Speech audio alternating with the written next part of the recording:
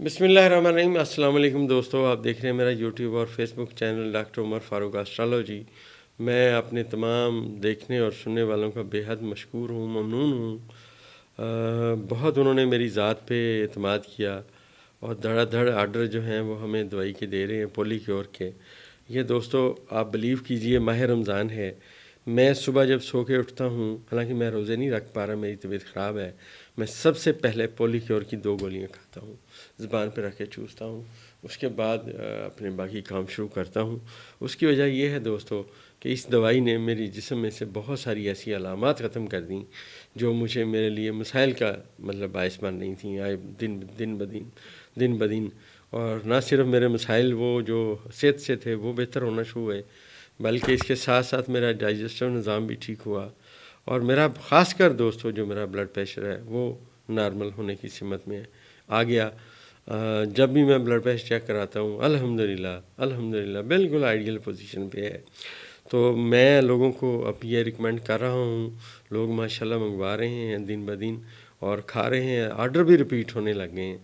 सबसे अहम बात यह है कि लोगों को रिलीफ़ हो रहा है, अल्लाह ताला की करम नवाज़ी उनके शामिल हाल में है।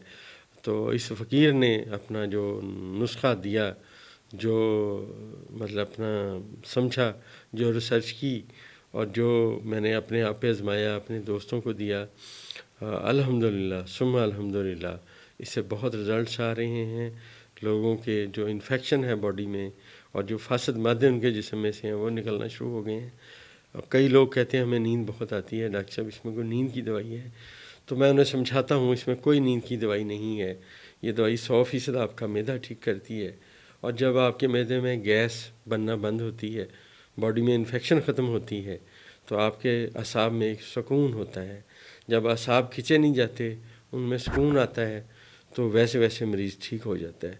उसको जितना उसको असाब को सुकून मिलता है उतनी गहरी उसको नींद आती है अल्हम्दुलिल्लाह।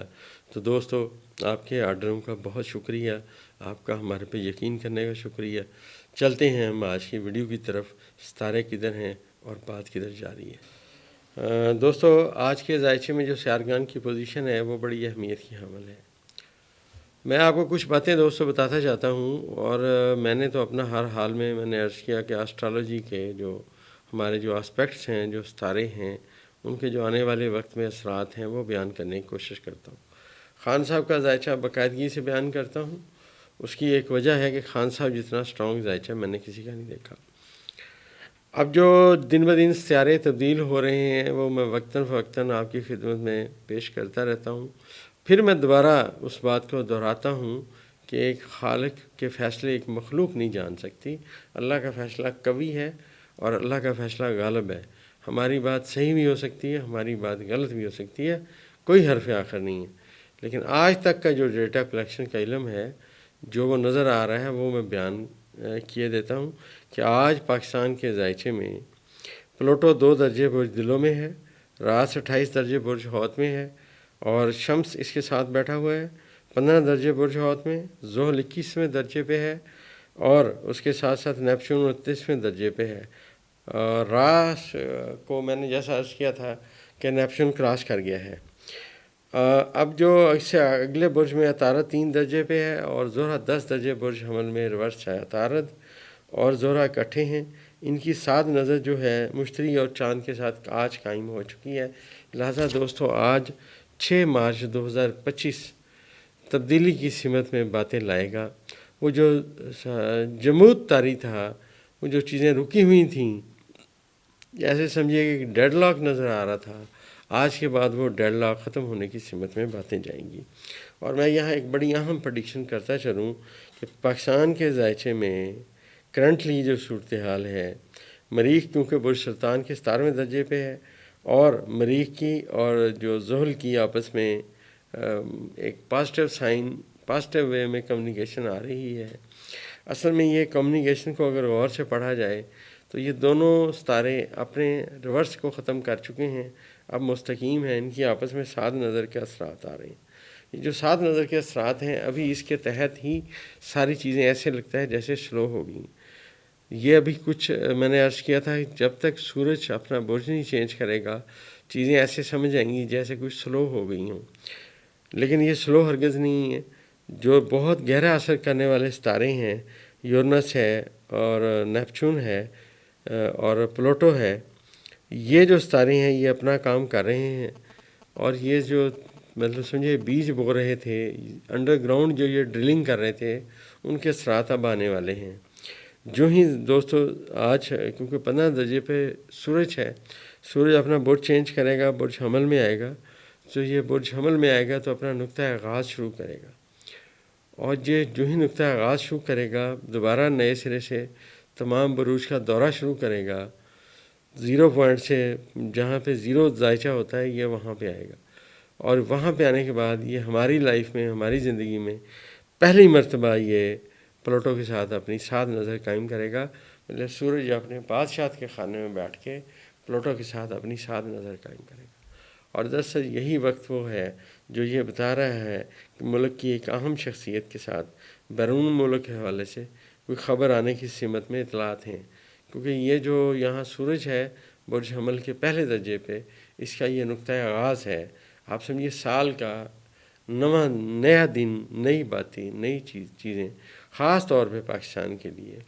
یہ جو ذائچے میں پلوٹو کی اور سورج کی نظر بنے گی تو کسی چیز کو بھی یکسانیت میں نہیں رہنے دے گی، بلکہ آنے والے وقت میں چیزیں تبدیل ہوں گی. خان صاحب کے ذائچے میں جو کمیونیکیشن ہے پلوٹو کی، عطارد کی اور چاند کی، وہ ہو چکی ہے. لہذا خان صاحب کا میں نے عرض کیا تھا نیا بیان آئے گا، وہ آ چکا ہے. وہ آپ نے دیکھ لیا انہوں نے کیا بیان دیا. وہ اپنی بات پہ اپنے حوصلے کے ساتھ ڈٹے ہوئے ہیں. اور یہ جو صورتحال ہے خان صاحب کی، ان کے ذائچے کے چوتھے خانے میں میں نے عرض کیا تھا اب یہ یہاں سے ستارے الگ ہونا شروع ہو چکی ہیں. سب سے پہلے یہاں چاند الگ ہوا، پھر عطارد الگ ہوا. اب دوستو یہاں پہ سورج جو ہے آنے والے 14 دن بعد وہ بھی اس برج کو خدا حافظ کہے گا اور برج حمل میں آ جائے گا. اور یہاں پہ انٹرنیشنل لیول پہ جب یہ ستارے آپس میں کمیونیکیشن کریں گے تو عمران خان صاحب کے ذائچے کے انٹرنیشنل لیول پہ جو یہ اسپیکٹس بنیں گے وہ بڑے اسٹرانگ بنیں گے. اور جیسا میں نے آپ کو بتایا تھا کہ موجودہ حکومت یہ نہیں بوجھ اٹھا سکے گی ان تمام باتوں کا جو اب انٹرنیشنل لیول پہ ان کے اوپر دباؤ آئے گا. یہ دوستو ذائچے کی باتیں ہیں، اسی کو ہم نے ہر حال میں ریڈ کرنا ہے.